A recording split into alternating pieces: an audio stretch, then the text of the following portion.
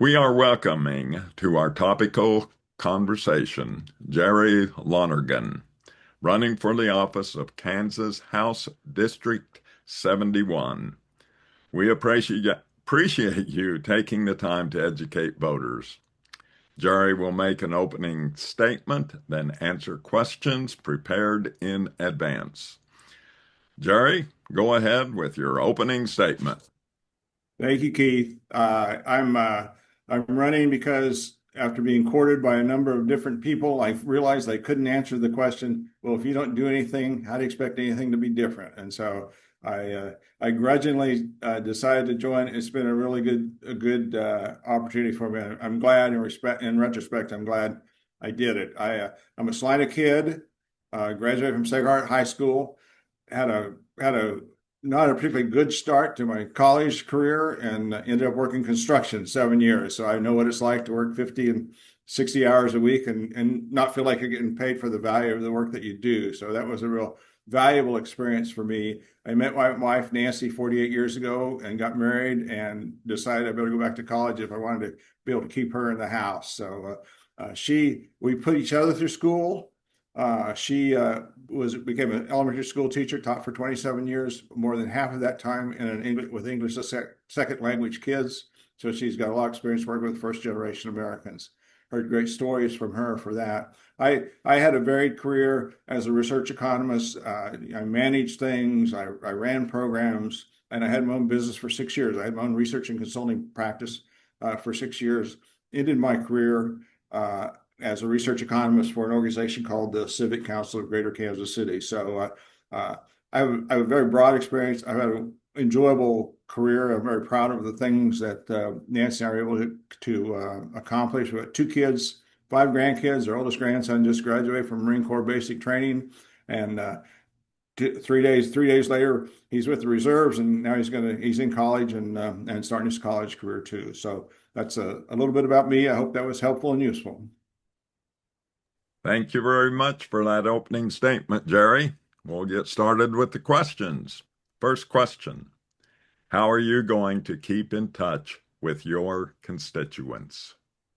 The I've got a I'm learning a lot. I've got a team. I've got a 25-year-old, a 26-year-old, and a 28-year-old who I call my social media kids. So I'm learning a lot about how to use social media. They're marketing people, they're graphics people. I've quit arguing with them when they tell me to do something that I want to do because they know what they're doing, and I'm learning a lot from them. Um, you know, so that I'm using young people to be my modern tool people, and that's working very good. I But as helpful as that is, I consider it impossible to replace the handshake and the looking the person in the eye. Conversations one-on-one with people I've always found them interesting. I found them valuable. I learn more from people than they ever learned from me. Uh, so I think it's been a good experience. And I wanted and regarding, I see no reason why a legislator would not want to have coffee meetings at least once a month during the legislative session, just to keep people apprised of what you're doing and hear the challenges they have and the things that they're doing. So my plan is to listen to Kansans, respond to their needs, and address the needs rather than sitting at home or sitting in an office in Topeka and having a group of hard right legislators tell me how I need to vote and where I should vote. And so I think that's kind of I'm a firm believer in listening to people, hearing their stories, and talking to people and learning from those exchanges. Thank you for your response to that question. Second question: how will you work to bring people together? I thought that was an interesting question. I thought a lot about it. I mean, I think maybe the best way is just kind of give an example. When Nancy and I returned to Salina after 45 years away, we came back about 5 years ago. I told Nancy, I said, if we're going back to my hometown, I'm going to bring Irish road bowling to Salina, Kansas. So we introduced to Salina something where nobody was aware of what it was. Nobody had idea what it was. We had to talk to all kinds of people and pitch them the idea of doing this as a fundraiser for the community. We we had to talk to a lot of people. And one of the things that was encouraging about Salina is that nobody said, "Oh, this is a bad idea. We don't want to do this." Everybody kind of said, "Okay, let's do this. Let's get this thing started." I feel like I've got a direct experience with kind of bringing people together around an idea that was foreign to them, and in some ways a little strange, a little weird. Just kind of the quick summary. This is it's a the genesis of Irish road building, where the Irish rebels used to sneak into British forts and steal cannonballs out of the armory, and I'm sure drinking was involved. They would roll the balls rather than carry the balls back to where they were hiding the cannonballs. They started rolling them down the road, and so it came over to the United States as a way to do a fundraiser where you map out a course and then teams of four take turns rolling. It's a replica of a cannonball, a small cannonball, around the course, and the winner is the one who does it in the fewest rows. The reason I feel this is an appropriate answer to your question, because it just shows an ability to introduce something entirely new, something entirely foreign to a community. And because this is we're going to do the third, September 12th. This is the third year we're going to be doing it. We raise about $3,000 a year, and nobody gets compensated for it, but we raise about $3,000 a year, and the money goes to the Kansas Wesleyan University hygiene pantry. So in response to your question, I think you just said this is an example of how I feel like I've had some success in bringing people together, and hopefully you feel like that answers the question. Hopefully I give you the right answer to the question you're asking. Thank you, Jerry. I do appreciate that, and letting us know how you can bring people together. Question number 3. What sets you apart from your opponent? Okay. I, you know, yeah, I'm coming to this as I clearly at my age, I'm not positioning myself to run for higher office. I mean, this is kind of my intent is this is the extent of my political career. And so I can be independent. I don't need to be beholden. The Democratic Party has done little to help me, which is I don't begrudge that, but it's something I've crafted on my own. And so the ideas I bring to the campaign are my own ideas. And I will walk through the state house doors ready to work hard. I've always worked hard. Meet with the right people. I will stay. My opponent, the Republican, said this during the primary. Pointed out that he's not seen as somebody that works in inordinately long hours. He comes back to Salina on a fairly regular basis, and I will be there. I will stay there until the work is over. I stay there until the work is done, and I will stay there until I work out the promises that I'm making to the people during this campaign. I've had a wealth of varied work experiences. As I noted earlier, did hard labor for 7 years, all the way through a successful running my own business. And I concluded my career in Kansas City working with the corporate leaders in Kansas City. It was a privately funded, CEO-led organization that tried to do quality of life and economic development for the city of Kansas City. So I've developed budgets for state agencies, for divisions and programs. So I've got a wealth of experience that I think I can really bring to help Saline County and help Kansas. So from the everyday grind of hard work to the high pressure working in C-suites in Kansas City, I feel like I'm bringing to the table some relevant and valuable experience. Thanks again for the answer to the question. Question number 4. What do you feel is the number one issue for your office? So, kind of under the radar screen, I mean, I find it distressing about how poor that Kansas lags the nation in job creation. I've mentioned to a couple of people that from 2020, which is basically when Stephen Howe started in the legislature, to 2025, Kansas ranks 47th in the nation in job creation among all the 50 states.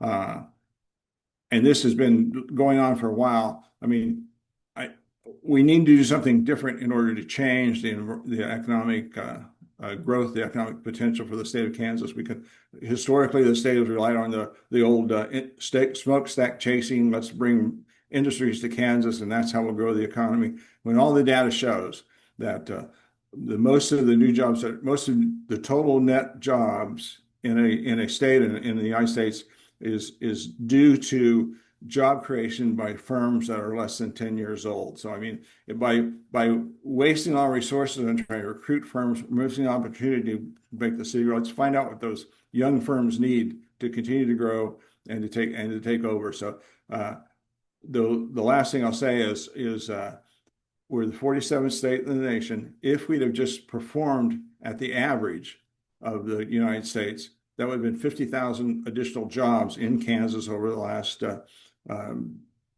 6 years, and that's between $2.5 to $3.5 billion in income the state is missing out on. And that's where you say that's how you reduce your taxes. That's how you fund education. That's how you invest in Kansas's future is by growing an economy that can be competitive in the world, can be competitive in the United States. So that's jobs, jobs, good quality jobs provided for an educated workforce is kind of the key to is the real reason why I've decided I want to run for this race and why I'd like to push Kansas into thinking a little differently about how it grows from an economic standpoint. If we can grow the economy, we can solve a whole lot. We can begin to solve a whole lot of problems that we face. Okay, thank you for that answer. Fifth question. How will you balance the needs of District 71 with the needs of Kansas as a whole when voting on legislation? As I said earlier before, that Salina has been a real revelation to me, Salina and Saline County, when we saw how well this region is doing. This area is a vital component to the whole Kansas economy. We're at the crossroads. We're in the middle of the state. We're at the crossroads. Salina can be a bridge to the rural areas, to the rural areas of the west, to the high populated urban areas in the east. Given that geographic location and the kind of high quality businesses and jobs that we're creating here in Salina, I think I would have to be convinced otherwise that what happens good for Salina it's not going to it can only be good for what happens in Kansas just because of the position we are geographically, because of the growth we're seeing in Salina and Saline County. So I think I would because because I have no interest other than going to work for the people in this 71st district. I would have no problems with preferring what's good for Salina and Saline County. I can't believe what's good for Salina and Saline County isn't good for the whole state of Kansas. Okay, thanks again for your response. We're at question 6. What factors will you consider when deciding whether to support or oppose a bill? I think as we've seen this last election, the things we're getting from the legislature show a clear disconnect with what Kansans want and what Kansans need. Both the two most recent constitutional amendments, which my opponent supported, have been disaster, have been beaten decisively. Somebody's not listening to what Kansas want or what Kansas needs. Every fall for multiple years we have a survey from Fort Hays State College which says Kansas want Medicaid expansion. Kansas want women to make their own health choices. Kansas aren't intimidated. They're not intimidated by or they don't fear immigrants. And these are all things that this legislation, this supermajority of Republicans have worked hard to try and to do not what Kansas people want. So I think listening to Kansans is a key to that, and responding to what the majority needs. One last example I give on that. On a personal level, my sister is a 27-year Navy veteran who spent 11 months west of Baghdad, 80 miles west of Baghdad. She now is suffering from PTSD dementia, and and yet the legislature wanted to, House Bill 2214 in the legislature last year was trying to invite private sector profiteers to connect with veterans and get a percentage of their benefits by by providing services that the federal government and state governments are willing to provide. My sister with her dementia would be at a real disadvantage with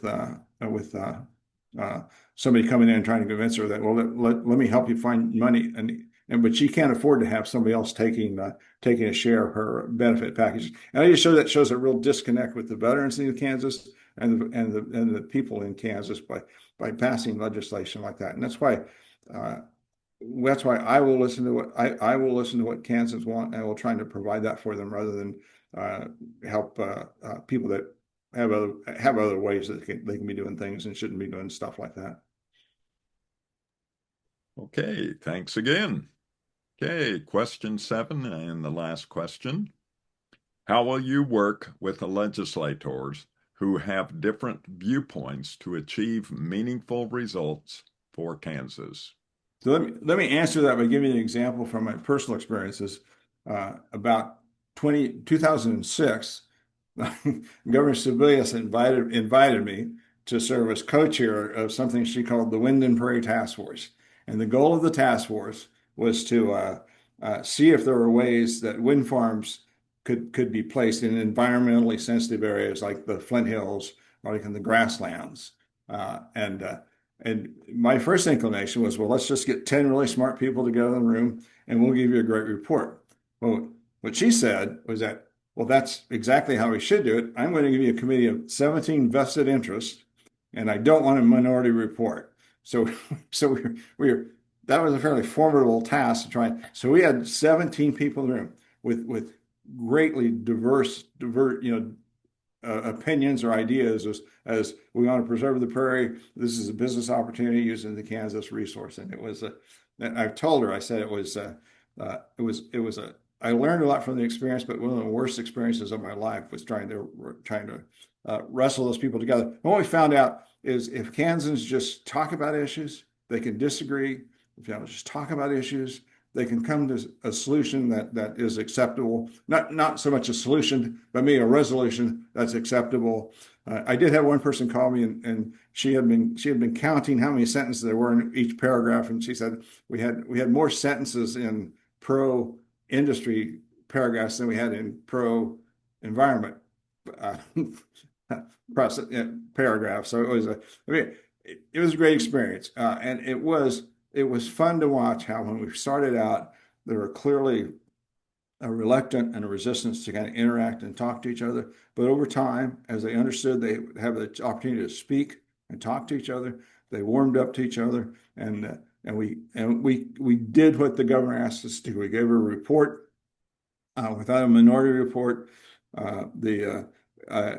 Her chief of staff, Joyce Allegrucci, called me and she said, "Well, you must have done a good job because everybody hates this report." And so, while some people might think a report hated by everybody was much of a success, but we felt like we really accomplished a lot. So, I mean, just from personal experience, seeing how if you're patient, if people know they're being listened to, and if people know they have a chance to be heard, I mean that can go a long way, I think, to getting Kansans on a path to where we can resolve some of our issues and come together as a state. Okay, thank you for answering all of those questions, Jerry. That is much appreciated, and that'll help voters make a decision come November the 3rd. Oh, and I need to make sure you have an opportunity for a closing statement. Well, first thing I want to say is I want to congratulate you and thank you for making this opportunity available. I think you and your group are doing a really important service and a great job. I think my hope is that people feel like I come to the table with a skill set that's unique and different, and can be helpful towards the legislature that's been kind of not a particularly sharing or a transparent legislation. I've got some good experience. I've got a great family support, and I'm ready to go to work as soon as hopefully they vote for me on November 3rd. My website, if anybody was interested, is www.jerrylonergan, Lonergan, jerrylonergan.com. And our website is Jerry Lonergan for Kansas State Rep. So I invite you to jump on and give me some feedback. I'd be happy to listen to you. Okay, Jerry, thank you very much. And and I appreciate you taking the time again to answer the questions and educate the voters. This is a good opportunity for them, and I appreciate you taking the time to promote your candidacy to the other people. Well, thank you. You're welcome, and have a good day. Thanks, you too.